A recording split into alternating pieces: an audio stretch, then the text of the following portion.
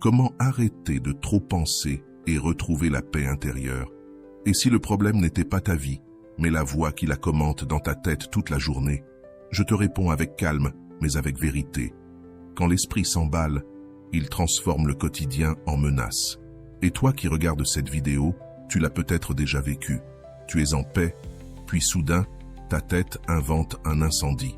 Cette nuit-là, au monastère, il s'est passé quelque chose qui ne s'explique pas par la logique, seulement par la présence. Le gong de la méditation a retenti une seule fois, comme si quelqu'un avait frappé à une porte depuis l'intérieur. Je suis sorti dans la cour intérieure et j'ai vu une bougie allumée devant un bol d'eau. Pas de vent, pas de pas, aucune trace. L'apprenti le plus jeune est resté figé, non par peur du mystère, mais par peur de sa propre pensée. Il m'a regardé et a dit « Maître, et si cela signifiait quelque chose de mauvais ?» Je lui ai montré l'eau. Elle était immobile, mais son reflet tremblait à peine. « Regarde, » lui ai-je dit. La surface peut s'agiter sans que le fond ne se brise. C'est ainsi que fonctionne ton esprit. Il confond le mouvement avec le danger. Alors je lui ai fait une promesse simple, de celle qui change réellement une vie. Aujourd'hui, tu ne vas pas te battre contre tes pensées. Aujourd'hui, tu vas apprendre à les guider. Dans cette vidéo, je vais te transmettre 10 leçons pratiques de sagesse, issues du Dharma, du noble sentier et des enseignements les plus anciens. Pas comme une théorie, mais comme un entraînement pour couper la suranalyse, retrouver un calme réel et revenir au présent. Respire. Avant de continuer, laisse-moi te faire une petite demande. Peut-être que tu regardes mes vidéos depuis un moment sans encore t'être abonné. Ce n'est pas grave, vraiment. Mais si ce contenu t'apporte quelque chose, si mes mots t'accompagnent dans les moments importants de ta vie, abonne-toi maintenant. C'est la meilleure façon de me dire « Je veux plus de ça ». Et crois-moi, ça fait toute la différence. Merci d'être là. Commençons. Pilier 1. La maîtrise de l'esprit. Tu n'es pas tes pensées. Écoute cela, comme si je te le disais en tête à tête. Ton esprit produit des idées comme une usine produit de la fumée. Le fait qu'il y ait de la fumée ne signifie pas qu'il y ait un feu. La surpensée est cette erreur. Traiter chaque pensée comme une urgence. Au monastère, l'apprenti m'a confié « Je n'arrive pas à arrêter ce que je pense ». Je lui ai répondu « Tu n'as pas besoin de l'arrêter. Tu dois apprendre à ne pas lui obéir. » Les enseignements du Bouddha insistent sur ce point. Ce que tu es aujourd'hui est façonné par ce que tu nourris dans ton esprit. Je t'invite à pratiquer ceci. Quand une pensée anxieuse apparaît, ne discute pas avec elle. Nomme-la, peur, anticipation, contrôle. Puis ajoute, maintenant, je choisis une action juste, minimale. Car la vérité est brutalement simple. Un rituel sans action ne transforme rien. Une action minimale, oui. L'anxiété moderne ne crie pas toujours. Parfois, elle se déguise en responsabilité. Elle te dit, pense davantage, analyse encore, vérifie une fois de plus. Dans le Dharma, cela s'appelle un esprit agité qui cherche la sécurité dans la répétition. Mais la véritable sécurité ne naît pas du fait de penser sans cesse. Elle naît de la clarté. Une pratique bouddhiste très simple pour notre époque est celle de la pensée utile. Demande-toi, cette pensée me guide-t-elle vers une action concrète ou m'épuise-t-elle seulement? Si elle t'épuise, reviens au corps. Sens tes pieds, relâche la mâchoire, détends les épaules. L'esprit s'éduque par le corps, pas uniquement par les idées. Pilier 2. L'impermanence, anicca. Ce que tu ressens n'est pas éternel. L'anxiété ment en disant « ce sera comme ça pour toujours ». L'impermanence répond « tout change ». Pas pour t'invalider mais pour te libérer. Ce qui pèse aujourd'hui se réorganise demain. Ce qui fait mal aujourd'hui sera compris plus tard. L'apprenti regardait la bougie comme un signe de catastrophe. Je lui ai dit « même cette flamme s'éteindra et ce n'est pas une tragédie ». L'impermanence t'apprend à lâcher le dramatisme mental. Prends un instant et applique-le ainsi, calmement. Répète à voix basse, ceci change. et accompagne-le d'une longue expiration. Ton système nerveux apprend par répétition. L'impermanence n'est pas une résignation, c'est un réalisme libérateur. Ce qui te semble aujourd'hui être un mur peut devenir demain une porte. Même ton identité change. Tu n'es pas la même personne qu'il y a un an, et cela signifie que ton esprit peut, lui aussi, se transformer. L'impermanence ne t'enlève pas l'espoir, elle te le rend. Dans la vie numérique, l'anxiété se nourrit d'urgences, de notifications, de comparaisons, de nouvelles. Pratiquer l'impermanence, c'est se rappeler. Ceci aussi passera. Regarde ton écran comme tu regarderais un nuage. Il apparaît, change et disparaît. Le moine ne se bat pas contre le nuage. Il ne construit simplement pas sa maison à l'intérieur. Pilier 3, le détachement, lâcher le besoin de contrôler. La racine secrète de la surpensée est la tentative de contrôler l'incontrôlable. L'attachement n'est pas toujours dirigé vers une personne ou un objet. Parfois, c'est un attachement à la certitude, aux réponses, aux garanties. Le Bouddha avertissait que l'avidité ravageait comme un ouragan. Aujourd'hui, cette avidité peut être mentale. Vouloir tout résoudre avant même de vivre. Mets cela à l'épreuve avec ce pas simple. Quand ton esprit exige une certitude totale, réponds « Je n'ai pas besoin de certitude absolue. J'ai besoin de clarté pour le prochain pas. » Le détachement moderne est souvent un détachement du résultat parfait. Tu veux que tout se passe bien pour être en paix, mais dans l'enseignement bouddhiste, la paix vient d'abord. Le résultat vient ensuite. Si ton calme dépend de ce que tout se déroule comme prévu, alors tu ne vis pas. Tu négocies avec la peur. Pose-toi cette question. Quelle partie de cela puis-je accomplir aujourd'hui avec dignité ? Tu lâches l'obsession du contrôle global et tu te concentres sur ce qui dépend réellement de toi. C'est là que naît la liberté. Moins de contrôle compulsif, plus de présence consciente. Un singe est resté prisonnier parce qu'il refusait de lâcher le riz qu'il tenait dans une calebasse. L'anxiété te fait serrer le riz. La sagesse te fait lâcher. Pilier 4. La voie du milieu. L'équilibre entre contrôle et abandon. Deux extrêmes nourrissent l'anxiété. Le contrôle total, tout dépend de moi. Et l'abandon total, rien n'a de sens.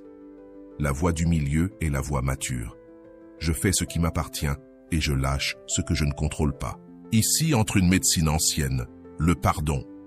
Car la rancune est une anxiété prolongée. La haine ne s'apaise pas par la haine, mais par l'amour, ou au moins par la compréhension. Arrête-toi un instant et pratique ceci. Avant de réagir par impulsion, prends 10 respirations. Ne négocie pas avec l'urgence mentale. Respire, puis décide. La voie du milieu est une boussole silencieuse. Elle ne te demande pas d'éteindre tes ambitions, seulement de ne pas te détruire pour les atteindre. Dans la pratique bouddhiste, la sagesse se reconnaît à ce qui est soutenable. Dormir, manger en conscience, parler avec vérité, poser des limites sans culpabilité.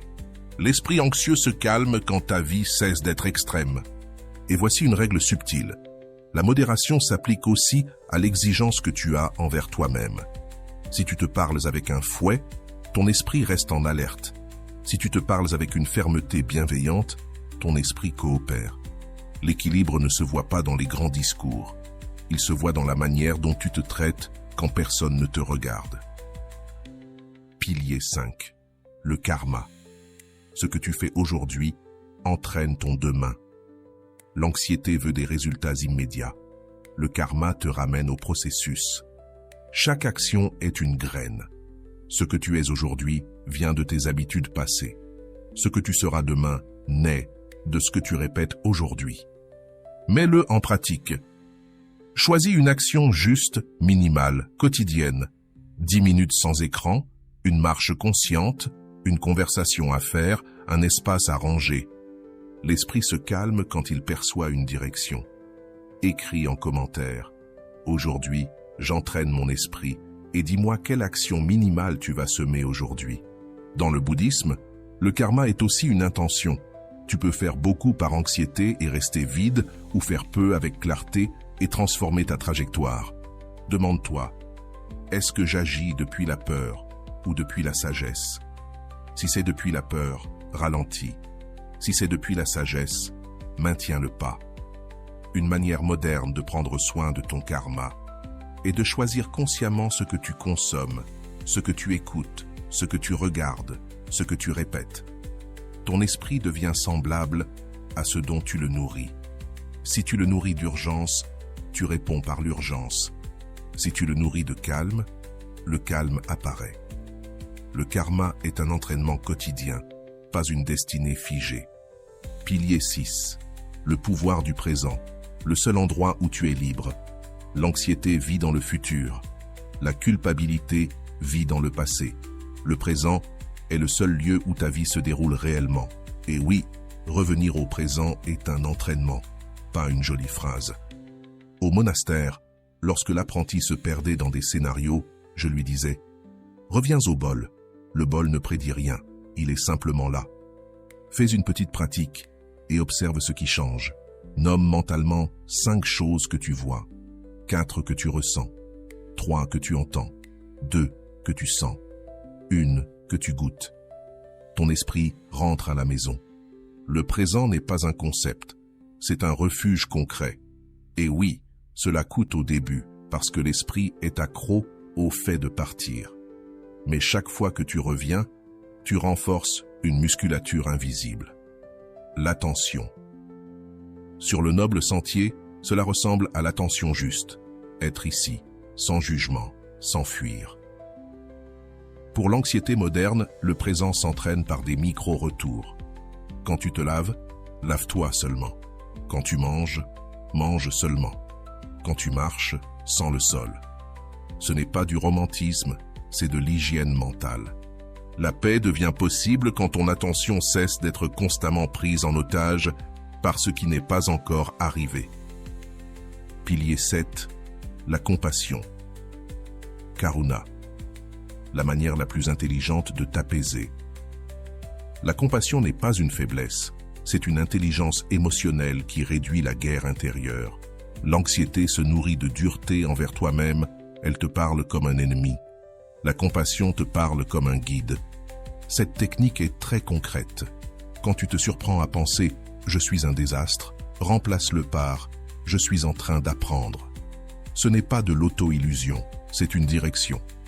Karuna signifie aussi comprendre que ton anxiété n'est pas un défaut moral, mais un système nerveux fatigué qui tente de te protéger. Si tu t'attaques parce que tu ressens de l'anxiété, tu la doubles. La compassion coupe ce cycle. Je ressens cela et je peux m'accompagner. Cet accompagnement est un médicament et la compassion n'est pas tolérer les abus. Dans le bouddhisme, aimer, c'est aussi poser des limites. Parfois, la plus grande compassion consiste à dire non, à couper une conversation toxique, à sortir d'une dynamique qui t'enflamme. La paix ne se trouve pas en cherchant à plaire à tout le monde, mais en honorant ton esprit avec respect. Ce qui vient maintenant est l'endroit où la sagesse devient caractère, et le caractère est la seule chose qui ne tremble pas, quand ton esprit tremble. Pilier 8. La connaissance de soi. Observer l'impulsion avant de lui obéir. Il est préférable de se conquérir soi-même que de gagner 1000 batailles. L'anxiété est une bataille intérieure répétée. Elle se gagne quand tu apprends à reconnaître l'impulsion avant de la transformer en action. Respire et essaie ceci. Quand tu ressens l'urgence de vérifier ton téléphone, de chercher une réponse, de demander une confirmation, fais une pause. Localise l'émotion dans ton corps. Respire et attends 20 secondes. Cet espace, c'est la liberté. La connaissance de soi commence là où s'arrête le pilote automatique. Quand tu te connais, tu reconnais tes schémas, l'impulsion de vérifier, de contrôler, d'imaginer le pire, de chercher l'approbation. Et lorsque tu les reconnais, tu n'es plus la victime du schéma, tu deviens l'observateur. Dans le bouddhisme, c'est un grand basculement, voire sans fusionner. Une pratique simple. À la fin de la journée, demande-toi, qu'est-ce qui m'a activé aujourd'hui et qu'est-ce qui m'a réellement apaisé? Non pour te juger, mais pour cartographier ton esprit. L'anxiété diminue quand tu comprends ton propre terrain intérieur. L'inconnu effraie, le connu se gère. Pilier 9. La générosité. Dana. Sortir de la prison du moi. L'anxiété enferme, la générosité ouvre. Quand tu restes coincé dans ta tête, le monde devient petit et menaçant. Quand tu donnes quelque chose, une écoute, une aide, une parole claire, ton esprit sort du labyrinthe, une bougie peut en allumer 1000 sans s'éteindre. Je t'invite à pratiquer cela. Faites aujourd'hui un acte de générosité invisible, sans le dire à personne. Ton esprit apprend la paix quand il cesse de chercher une récompense. Dana, c'est aussi la générosité envers toi-même. Te donner du repos sans culpabilité, t'accorder une pause, t'offrir une parole douce. Beaucoup d'anxiété naît du fait de vivre comme si tu étais un projet toujours en dette. La générosité brise cette dureté. Aujourd'hui, j'ai fait ce que j'ai pu. Aujourd'hui aussi, je mérite de la douceur. À l'époque moderne, un acte de Dana peut être aussi simple que d'écouter quelqu'un sans l'interrompre, écrire un message qui élève ou aider sans le montrer. C'est un entraînement contre l'ego anxieux qui veut toujours contrôler et être reconnu. Donner te sort du bruit mental et te ramène au cœur. Pilier 10. Sois ta propre lumière. Mets l'enseignement à l'épreuve de ta vie. Ne crois rien uniquement par tradition. Vérifie-le dans ton expérience. Sois ton propre refuge. La vraie sérénité n'est pas l'absence de problèmes, c'est une présence entraînée. Toi qui regardes cette vidéo, choisis une seule leçon parmi ces 10 et pratique-la pendant 7 jours. Une seule. L'esprit anxieux s'apaise par une simplicité maintenue. Être ta propre lumière aujourd'hui signifie ne plus déléguer ta paix à des conditions extérieures. Tu iras mieux quand tu t'entraîneras. Et s'entraîner ne veut pas dire devenir parfait, mais devenir conscient. Dans le Dharma, la sagesse se manifeste lorsque ta paix ne dépend plus du fait que le monde coopère. Choisis quelque chose de concret, une règle, et transforme-la en petite habitude. Si c'est le présent, pratique 5 minutes par jour.